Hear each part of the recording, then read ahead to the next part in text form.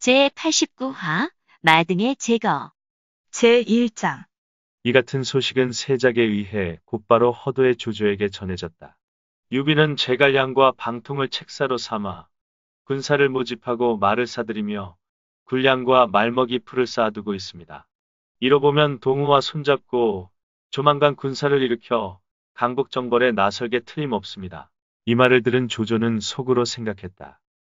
강북 정벌에 나선다는 것은 결국 강북에 있는 나를 치겠다는 뜻이 아니냐. 조금은 과장된 정보일 수도 있었다.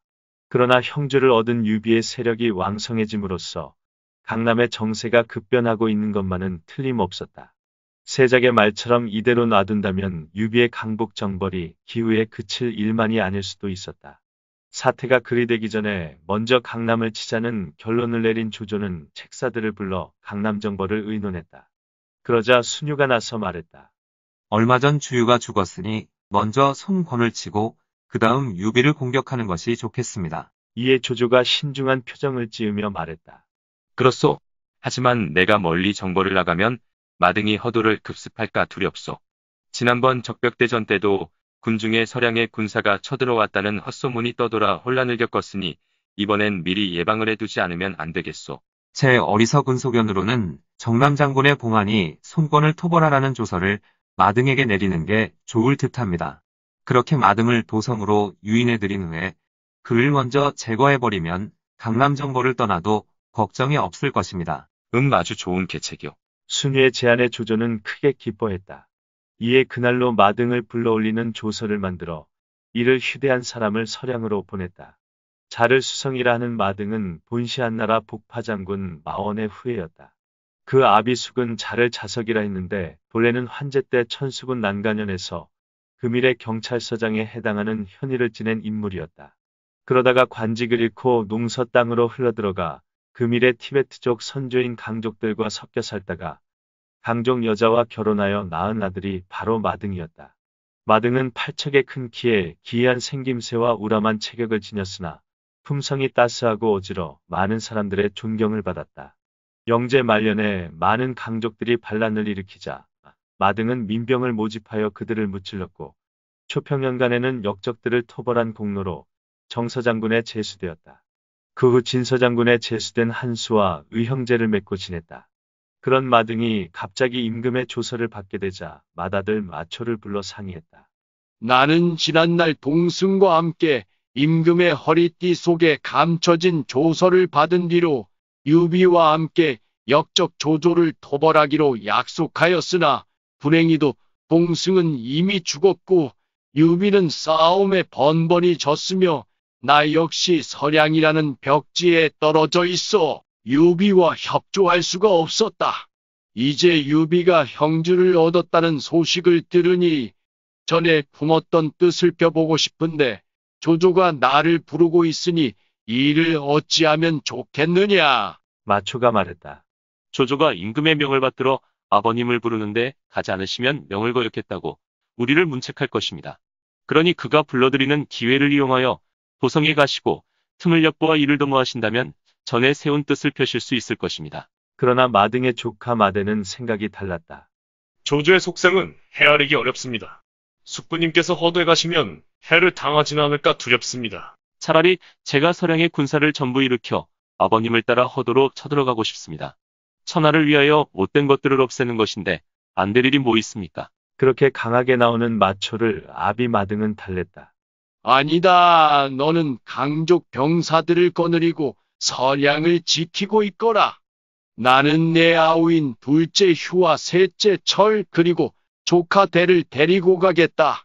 네가 서량을 지키고 있고 또 한수가 돕고 있다는 것을 알면 조조도 나를 해치지는 못할 것이다. 아버님께선 가시더라도 도성에 가벼이 들어가시면 안 되십니다. 상황을 보고 대처하시되 저들의 동정부터 잘 살펴보십시오. 아들 마초가 거듭 당부하자 아비 마등이 말했다. 그래, 내 알아서 할 터이니 너무 염려 말거라. 이렇게 하여 마등은 서량병 5천을 이끌고 길을 떠나게 되었다. 선봉군은 마휴와 마철에게 맡기고 후군은 마대에게 맡겨 후원토록 하고 자신은 중군을 맡았다. 구불구불 뱀처럼 길게 이어지는 길을 따라 그들 행렬은 허도로 향했다. 마침내 허도에서 20리 떨어진 곳까지 오자 그들은 행군을 멈추고 그곳에 진을 쳤다. 아들 마초의 말대로 그곳에서 일단 조조의 동정을 살핀 뒤 도성으로 들어갈 참이었다. 이들의 도착 소식은 세작들에 의해 즉시 조조에게 전달되었다. 제2장. 마등이 도착했다는 보고를 받자 조조는 문하시랑 황교를 불러 분부했다. 지금 마등이 강남 정벌을 떠나려고 와 있어. 내일 그대를 행군 참모로 삼을 것이니 먼저 마등의 군영으로 가서 군사들을 위로하고 마등에게 이렇게 전하시오. 즉 서량은 길이 멀고 군량을 운반하기 어려워 인마를 많이 데려오지 못하였을 것 아닌가. 내 마땅히 대군을 보낼 터이니 서로 협동하여 전진하라. 또 내일 성 안에 들어와 임금을 뵈면 곧 군량과 말먹이 풀을 함께 내줄 것이라고. 영을 받은 황교는 마등을 찾아갔다. 이에 마등이 술로 황교를 대접했다. 술이 반쯤 취하자 황교는 뜻밖의 말을 했다. 저희의 아버지 황화는 이각곽사의 한때 돌아가셨습니다. 이후 늘 원통한 마음을 품고 있었는데 오늘 또다시 임금을 업신여기는 역적놈을 만날 줄은 꿈에도 생각지 못하였습니다. 황환이라면 사도 왕윤이 동탁을 죽일 때 그 계획에 참여했던 조정의 태위였다. 마등은 그 아들 황교의 말을 듣고 속으로 놀라며 물었다. 누가 임금을 업신여기는 역적이란 말이오? 임금을 업신여기는 놈은 바로 조조인데 공은 어찌 그걸 모르는 것처럼 제게 물으십니까? 마등은 조조가 자신의 속을 떠보기 위해 보낸 사람이 아닌가 싶어 손사래를 치며 말했다.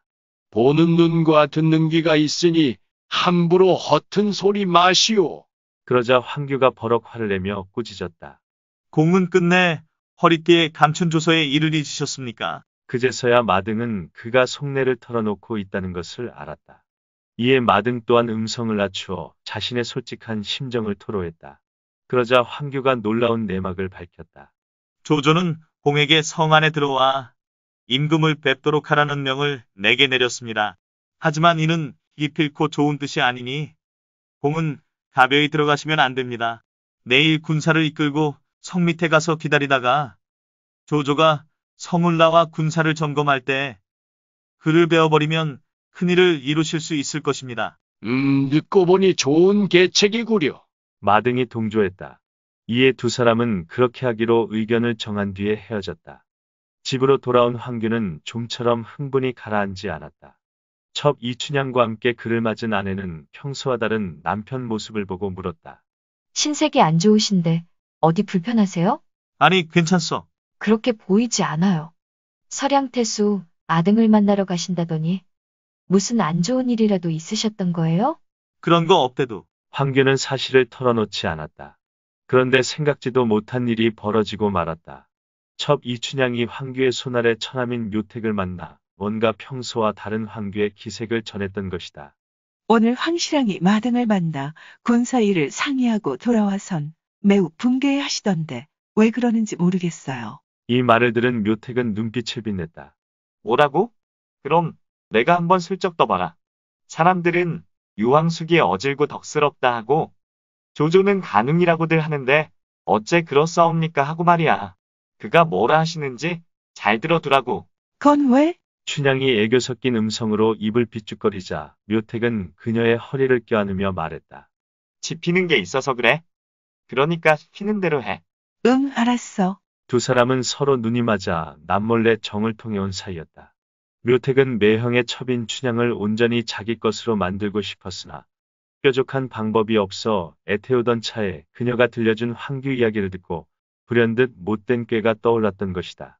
그날 밤 황규가 자신의 방을 찾아오자 춘향은 황규에게 온갖 애교를 떨어 술을 권한 뒤 함께한 잠자리에서 베개송사를 시작했다. 사람들은 모두 유비를 어질다 하고 조조는 가능이라고들 하던데 정말이에요? 술 취한 황규는 춘향이 품에 안기며 농밀한 색정을 드러내자 그만 아내에게도 다물었던 비밀을 털어놓고 말았다. 그래, 너 같은 아녀자도 옳고 그른 것을 하는데 하물며 나이겠느냐? 내 하는 조조를 죽이지 못한 것이다. 어머, 그러시면 손 쓸 방법도 있으셔요? 이따마다 마장군이 이미 약속을 하였다. 내일 성 밖에서 군사를 점검할 때 조조를 죽이기로. 어머, 꼭 성사하셔야 할 텐데. 응? 춘향이 거푸 교성을 바라는 가운데 두 사람의 운우지정은 깊어갔다. 다음 날 아침 춘향은 황규에게서 들은 이야기를 묘택에게 옮겼다. 정말 황실랑이 그러시더냐?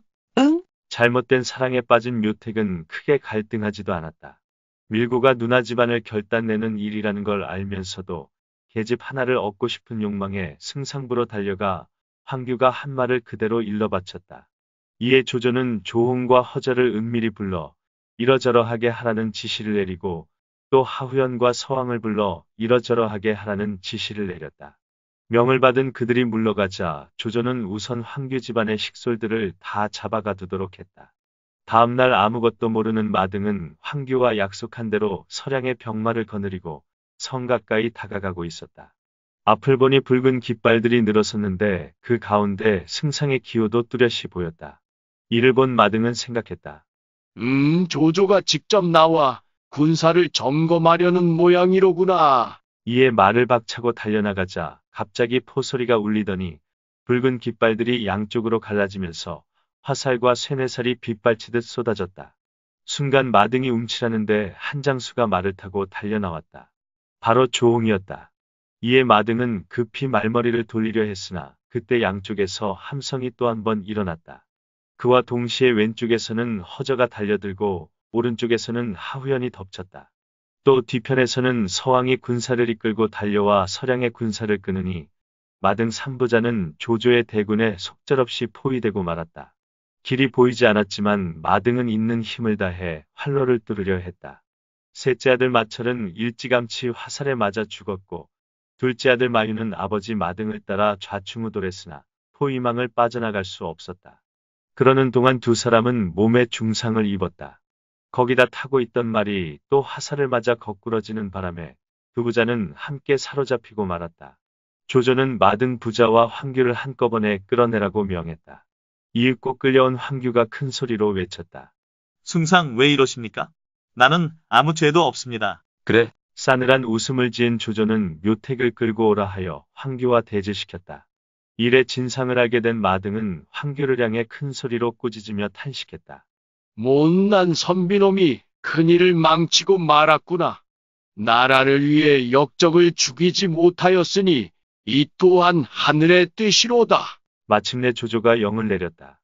저자들을 끌어내라. 망나니들이 달려들었다. 형장으로 끌려나가는 마등의 입에서는 조조에 대한 욕설이 끊이지 않았다. 그는 아들 마휴 및 황규와 함께 죽음을 당했는데 이 일을 두고 뒷사람은 다음과 같이 읊었다. 아버지와 아들의 향기짓구나. 충정이 뚜렷하던 집안이기에 목숨 바쳐 국난을 구하려 했고 죽음으로 성은을 갚으려 했네. 피 마시며 다짐한 맹세가 있고 간신을 죽이자던 연판장 있지. 서량이 떠받들던 명문 후계자 복파장군 후예로 부끄럽잖네. 한편 매부를 밀고 한 묘택은 무슨 큰 공이나 세운 얼굴로 조조에게 아뢰었다. 저는 호상은 바라지는 않습니다. 다만 이 춘향을 아내로 삼을 수 있게 허락해 주십시오. 그러자 조조가 큰 소리로 웃었다. 하하하, 내 놈은 여자 하나 얻자고 내 매형 집안을 망친 놈이 아니냐. 너같이 의리 없는 놈을 살려도 무엇에 쓰겠느냐. 그리고는 군사들에게 명해 묘택과 이춘향은 물론 황규 일가의 식솔들을 저작거리로 끌어내 목을 치라고 명했다. 이 광경을 보고 한숨 짓지 않는 사람이 없었는데 뒷사람은 그 일을 다음과 같이 읊었다. 묘택이 사욕으로 충신을 해치더니 춘향을 얻긴커녕 목숨만 잃었구나. 간혹 역시 이자를 용서치 않았으니 못된 일 도모하다 저만 소인되었군. 한바탕 피바람이 지나간 뒤 조조는 서량 군사들을 불러 투항을 권했다. 마등 부자의 모반은 너희들과 상관없는 일이다. 죄를 묻지 아니할 터이니 모두 안심하라. 그러는 한편 즉시 사람을 시켜 각처의 관문과 주요 길목을 지켜 마대가 도망치지 못하도록 분부했다. 한편 군사 1천을 이끌고 후방에 진치고 있던 마대는 성 밖으로 도망쳐 나온 병사들에게 마등 부자의 일을 듣고 놀랐다. 뭐야? 숙부님이 돌아가셨다고? 일이 이 지경에 이르렀다면 돌이킬 수 없겠구나. 나는 변장을 하고 지금 떠날 터이니 너희들도 각자 삶을 도모하거라. 군사들에게 그렇게 말하고 장사꾼으로 변장한 뒤 밤을 도와 서량으로 달아났다. 조조는 배후에 걱정거리이던 마등을 제거하고 나자 마음 놓고 강남정벌의 뜻을 굳혔다. 그런데 남쪽에 풀어놓았던 세작들로부터 보고가 들어왔다. 유비가 군사를 조련하고 전쟁 장비들을 수습하여 서천을 치려 하고 있나이다. 깜짝 놀란 조조가 좌우에 물었다. 유비가 서천을 얻는다면 날개를 다는 격인데 이를 어찌하면 좋겠는가? 말이 채 끝나기도 전에 섬돌 밑에 있던 사람이 진언했다. 제게 한 가지 계책이 있습니다. 사람들의 시선이 일제히 그쪽으로 쏠렸다. 제3장 조조에게 계책을 드린 사람은 바로 치서시여사 진군으로 자는 장문이었다. 오 진장문에게 무슨 좋은 계책이 있는가? 조조가 묻자 진군은 자신있게 대답했다. 지금 유비와 손고는 입술과 이 같은 사이로 맺어져 있습니다. 만일 유비가 서천을 빼앗으려 한다면 승상께선 장군 한 사람에게 군사를 거느리고 출전하라 명하십시오. 합비의 군사와 합세하여 곧장 강남을 공략하면 손고는 반드시 유비에게 구원을 청할 것입니다. 그러나 유비의 뜻은 서천에 있으니 손권을 구원할 마음이 없을 게 분명합니다. 구원군이 오지 않으면 손권은 힘도 다하고 군세도 약해져 강동 땅은 반드시 승상 차지가 될 것입니다. 이렇게 강동을 얻고 나면 형주는 북 한번 쳐서 평정하실 수 있습니다. 그리고 형주를 평정하신 다음 천천히 서천을 도모하면 천하를 평정하실 수 있을 것입니다. 조조가 흡족한 표정으로 말했다. 장문이 말이 내 마음에 든다. 그대로 따르리라. 그렇게 말한 뒤 곧 30만 대군을 일으켜 강남으로 진군했다.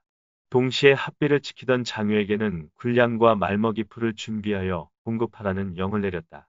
이 같은 소식은 세작들에 의해 곧바로 손권에게 전해졌다. 손권은 여러 장수들을 불러 대책을 논의했다. 먼저 장소가 나서 말했다. 노자경에게 사람을 보내 급히 형주로 사찰을 띄우게 하십시오. 유비에게 힘을 합쳐 조조를 막자고 하면 자경에게 은혜를 많이 입은 유비는 반드시 그 말을 따를 것입니다. 거기다 유비는 이미 동호의 사위가 되었으니 의로 보아서도 거절하지 못할 것입니다. 만일 유비가 우리를 도우러 온다면 강남은 아무 걱정이 없습니다. 손권은 그 말을 따르기로 했다. 그래서 즉시 노숙에게 사람을 보내 유비에게 구원을 청하라고 일렀다. 노숙은 손권의 명을 받기 바쁘게 서찰을 써서 유비에게 보냈다. 유비는 그 서찰을 받아보더니 사자를 객관에 머물러 있으라 하고 남군으로 사람을 보내 제갈량을 불렀다.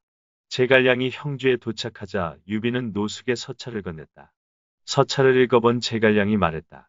강남의 군사나 형주의 군사를 움직일 필요도 없습니다. 조조가 감히 동남쪽을 똑바로 쳐다보지 못하게 만들겠습니다. 그리고는 곧 노숙에게 보내는 서찰을 썼다. 아무 걱정 말고 마음을 푹 놓으십시오. 만일 북쪽 군사가 침범해 오면 황숙께서 물리칠 계책이 있으십니다. 사자가 서찰을 가지고 돌아가자 유비가 제갈량에게 물었다. 지금 조조는 30만 대군을 일으켜 합비의 군사와 합친 뒤 한꺼번에 몰려올 모양인데 선생은 무슨 묘책을 갖고 있기에 그들을 물리칠 수 있다는 게요? 조조가 평생 걱정해온 것은 서량의 군사들입니다. 그런데 지금 조조가 마등을 죽였으니 서량군을 거느리고 있는 그의 아들 마초는 반드시 조조에게 이를 갈고 있을 것입니다. 그러니 주공께선 서찰 한 통을 보내 마초와 손을 잡고 그로 하여금 관문을 넘어 중원으로 쳐들어가게 하십시오. 그렇게 하면 조조 또한 강남으로 쳐내려 열 겨를이 없을 것입니다. 제갈량의 계책에 유비는 크게 기뻐했다. 즉시 신복에게 서찰을 한 통 써주어 서량으로 보냈다. 읽어주는 고품격 삼국지는 다음 화도 계속됩니다. 이번 이야기를 재미있게 읽으셨다면 좋아요와 구독을 눌러주세요. 그리고 작품을 해설하는 프롤로그도 꼭 읽어주세요.